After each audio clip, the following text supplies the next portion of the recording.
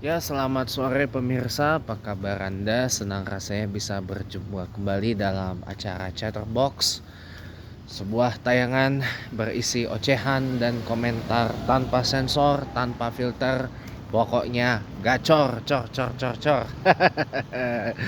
Oh ya, hari ini Senin 9 ya, 9 Februari 2026, Hari Pers Nasional ya. Kepada seluruh jurnalis, wartawan, wartawati, dan insan pers, baik itu pers cetak, elektronik maupun daring ya, saya ucapkan selamat memperingati Hari Pers Nasional ya. Kebebasan pers, kebebasan mewartakan adalah bagian dari demokrasi yang sejati dan hakiki. Teman-teman semuanya, sore ini kita bakal bicara tentang ada satu hal yang mengundang perhatian saya ketika Bapak Presiden Republik Indonesia, Bapak Prabowo Subianto, mengeluarkan sebuah ancaman akan mempidanakan para pengunjuk rasa atau pendemo dan melabel pendemo itu sebagai pelaku dari kegiatan pengerusakan Indonesia yang dikomandoi dan ditunggangi oleh pihak asing gitu. Kalau menurut saya ini adalah sebuah alasan fundamental kenapa dari dulu saya ini tidak mau mendukung Pak Prabowo jadi presiden. Bahkan jadi wakilnya Presiden Ibu Megawati di pemilu 2009 saja saya tidak dukung. Saya akui di 2009 itu saya mendukung petahana pada saat itu, Presiden SBY, Presiden Yudhoyono gitu. Beliau jenderal TNI, tapi bukan kehormatan, tapi beneran jenderal TNI, ya kan? Tapi di masa 10 tahun pemerintahan Presiden Yudhoyono atau Presiden SBY tidak ada satupun statement yang seperti ini gitu loh. Bahkan gimmick bergaya militeristik itu tidak ada di zaman Presiden SBY selama 2 periode dari 2004 sampai dengan 2014. Demokrasi kita bagus dan ekonomi pun dipacu dengan meyakinkan. Karena SBY tidak ada waktu untuk meretorika membalas dari para pengkritiknya. Tapi Presiden SBY justru berfokus kepada pertumbuhan ekonomi. Ya, dan juga meluncurkan banyak proyek-proyek infrastruktur strategik yang kala itu masuk dalam proyek yang namanya MP3EI, Master Plan Percepatan Pertumbuhan Ekonomi Indonesia. Yang salah satu wujudnya adalah Bandara Kuala Namu di Sumatera Utara, di Kabupaten Deli Serdang, teman-temanku sekalian. Jadi para pemirsa, kita ini harus bisa bersikap lah di dalam dinamik situasi politik yang tidak pasti seperti sekarang ini. Dari dulu saya ini anti Prabowo. Karena apa? Karena saya tahu Prabowo ini otoriter, diktatorial, dan penerus dari kekuasaan otoriter ala Orba yang mengkritik, yang membungkam segala bentuk kritik dan suara-suara dari masyarakat. Dan bisa dilihat kan, satu persatu orang-orang yang kritis kepada pemerintahan Prabowo itu diambil secara diam-diam, disogok dengan ini dan itu. Terbaru adalah abang saya, Bung Denny Siregar, yang baru saja menonaktifkan akun Twitter X-nya dan gak lagi bicara politik, tapi maunya bicara bisnis aja gitu.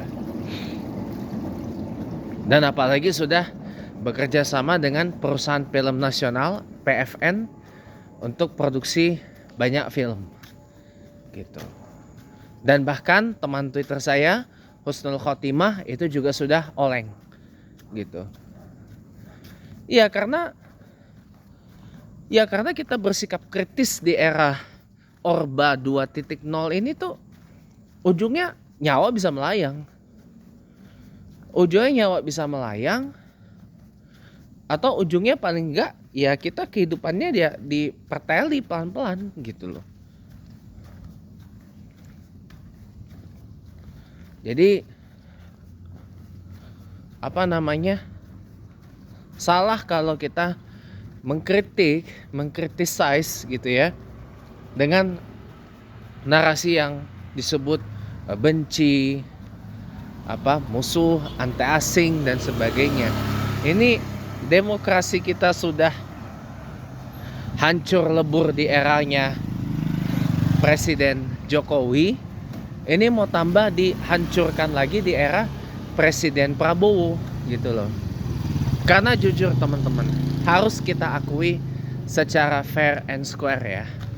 Memang sejatinya mohon maaf ya, demokrasi yang sering kali kita gaung-gaungkan, demokrasi yang sering kita Pak Derajat, alhamdulillah, demokrasi yang sering kita gaungkan identik dengan kebebasan, which is itu yang namanya demokrasi liberal ya, memang harus diakui kurang cocok untuk diadopsi di Indonesia. Satu. Yang kedua, selama 28 tahun era reformasi ya, kita nggak boleh lupa apa yang kita lakukan 28 tahun yang lalu itu. Ketika kita sukses menumbangkan Presiden Soeharto kala itu, kita langsung bubar tanpa ada konsolidasi lanjutan, tanpa ada rapat lanjutan, tanpa ada musyawarah lanjutan. Sama seperti kita waktu awal negara kita menjelang merdeka, kan ada tuh ya rapat BPUPKI, Badan Penyelidik Usaha Persiapan Kemerdekaan Indonesia, yang kemudian menjelma menjadi PPKI, Panitia Persiapan Kemerdekaan Indonesia. Nah sayangnya 28 tahun yang lalu tidak ada itu teman-teman. Tidak ada sebuah tim atau badan atau panitia untuk membuat sebuah sistem yang lebih demokratis untuk Indonesia dan menjamin Indonesia ini tidak lagi kembali mengulang praktek otoritarianisme, otokrasi, dan juga gue diganggu. Tidak ada lagi praktek otokrasi, praktek otoritarianisme, praktek totalitarianisme di era setelah Orba ini. Gitu loh. Jadi itu tidak kita lakukan teman-teman di 28 tahun yang lalu gitu. Kalau itu dilakukan 28 tahun yang lalu, pasti yang namanya Prabowo tidak akan jadi presiden. Karena kita punya gagasan yang final, kita punya hal yang mengikat agar Indonesia ini tidak lagi terjelembab ke dalam hal yang tadi saya sebutkan, termasuk tidak lagi terjerumus ke dalam praktek korupsi, kolusi, nepotisme, kronisme ya, dan juga patronage atau patronase gitu ya, yang sangat kental terjadi di era Orde Baru. Begitu. Jadi tidak ada upaya yang disebut desuhartoisasi Indonesia pada 28 tahun yang lalu itu. Malah yang kita simak adalah Pak Harto diberikan gelar pahlawan nasional. Ini kan satu penyimpangan sejarah yang luar biasa gitu loh. yang dilakukan oleh pemerintah Republik Indonesia di bawah kepemimpinan Presiden Prabowo. Nah, saya tentu berharap suatu hari ya ada yang menggugat gelar pahlawan nasional kepada Presiden Soeharto, dan harapan saya gelar itu dicabut gitu loh. Karena tidak ada dasar Pak Harto itu layak untuk dijadikan sebagai pahlawan nasional. Nggak ada dasar sama sekali. Kalau cuma sekedar karena dia bisa berhasil membangun Indonesia 32 tahun, banyak kali legasinya, warisannya, dan seterusnya. Semua presiden Indonesia setelah era Pak Harto itu juga membangun dan punya legacy tersendiri, punya warisan tersendiri. Termasuk yang most recent, Pak Jokowi. Apa legacy dari Pak Jokowi? Jalan tol Trans Sumatera, jalan Trans Papua, BBM satu harga, ya kan, dari Sabang sampai Merauke, dan seterusnya, dan banyak lagi. Kita harus fair and square, teman-teman.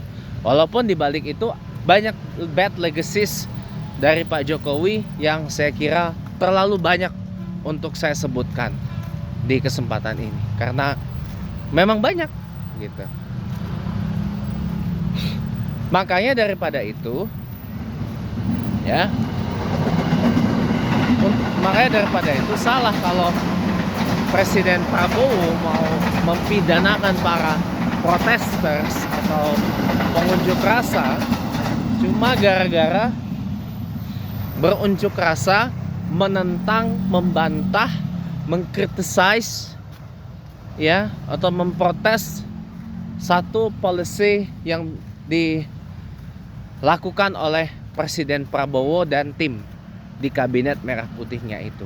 Itu menurut saya salah, teman-teman. Kenapa salah? Oh, ada email sebentar ya. Oh, telah dilihat lamaran. Ya, ada email tadi. Jadi teman-temanku semuanya yang baik hati, karena itu jugalah kita ini harus benar-benar waspada terhadap rezim yang satu ini.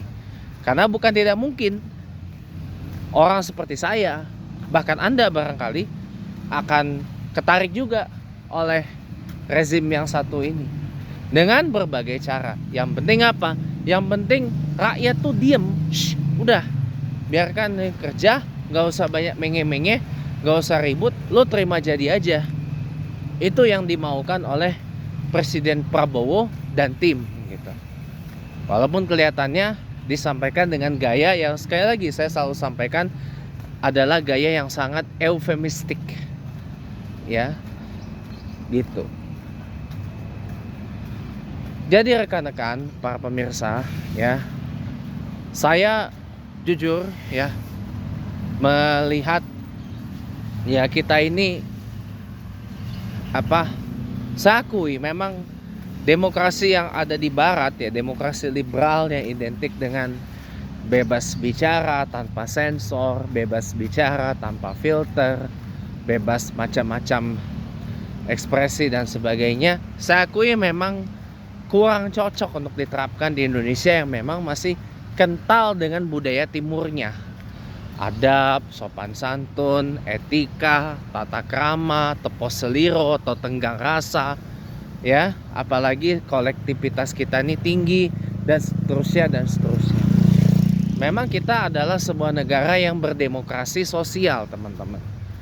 Tapi bukan berarti negara yang berdemokrasi sosial itu pun tidak bisa mengambil nilai-nilai individual freedoms atau civil liberties dan juga press freedom maupun economic freedom dari negara-negara yang menganut sistem demokrasi liberal. Lihat Singapura. Singapura itu bukan negara demokrasi, dia hybrid regime. Tapi dia secara ekonomi sangat bebas.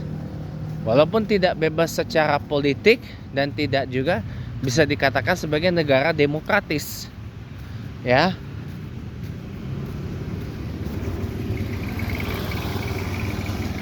Bukan berarti Indonesia yang menganut demokrasi sosial ini ya tidak bisa menjadi negara yang memberikan kebebasan untuk berbicara,